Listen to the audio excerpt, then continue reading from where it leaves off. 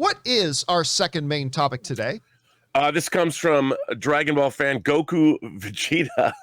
Hey, John, and co-host of the day. So I'm the co-host of the day, so hello. So my favorite games of the last few years have been both The Last of Us and The Last of Us 2, and I've been very excited about the upcoming HBO series. Wondering if you saw the first production still they put out and what you thought of it. Also wondering if you're feeling excited for this too, since I know you don't think game material generally translates well to the screen. Thanks. And bring on the filthy. Well, John, I have to say, from my perspective, Last of Us, the first Last of Us I haven't played Last of Us 2, but the first Last of Us had one of the most compelling narratives I've ever encountered in a video game. I mean, I thought it was extraordinarily immersive, and the amount of emotions that game took you through was pretty impressive for a video game, I thought. And so I think it's a natural. It's not like when you're trying to translate video games that have a lot of gameplay and not the storyline isn't necessarily as important. I mean, Last of Us, if you read Last of Us, it would still be compelling, even though it was a video game. So I think it's a natural to translate into a dramatic. So I'm looking forward to it. The image.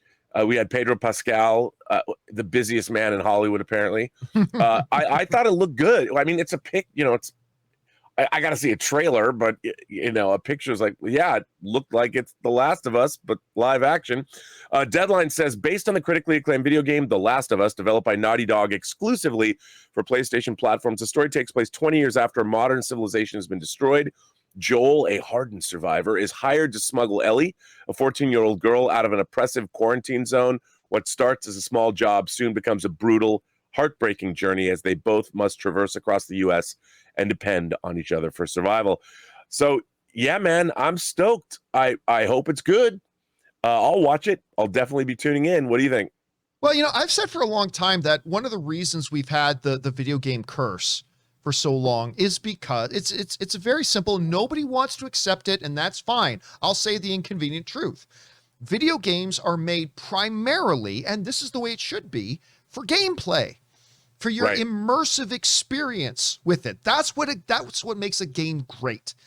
And very rarely do you have games that are really full-fledged narrative first, that are meant to be things you sit back and just watch. They're meant to be things you engage with. And when you then translate that over to a medium that really is just sit back and watch, it can lose a lot of that magic because it's not that immersive, interactive experience that a lot of people watch. However, in the last number of years, there have been certain games that have come out that have really started to blur that line. One of them for me was the most recent God of War. That God of War really did blur that line for me. Red Dead Redemption 2 was another one that really started to blur that line for me. But first and foremost, it's Last of Us. The story in both Last of Us, and I think the story in Last of Us 2 actually exceeded it.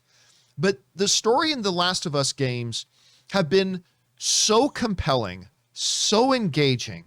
They actually dive deep. There's no surface characters in these games. The characters take hard looks. And Rob, I've said this before, but the thing that I love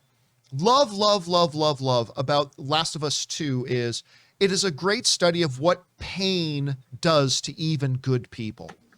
What does pain do to even good people? And to me, I'm watching this, it's like, I have rarely seen movies that address that part of the human condition as well as these games did. I'm just floored by it. And then the dynamics and the relationships that convolute those emotions and everything, I'm just always floored by it.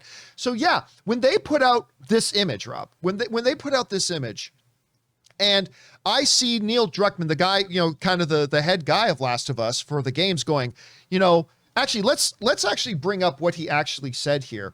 He said this. So this is from Neil Druckmann, who said, when I first saw them on set in full costume, I was like, holy shit, it's Joel and Ellie. The HBO adaptation of Naughty Dog's The Last of Us is full steam ahead. I cannot wait to show you more from all of our projects.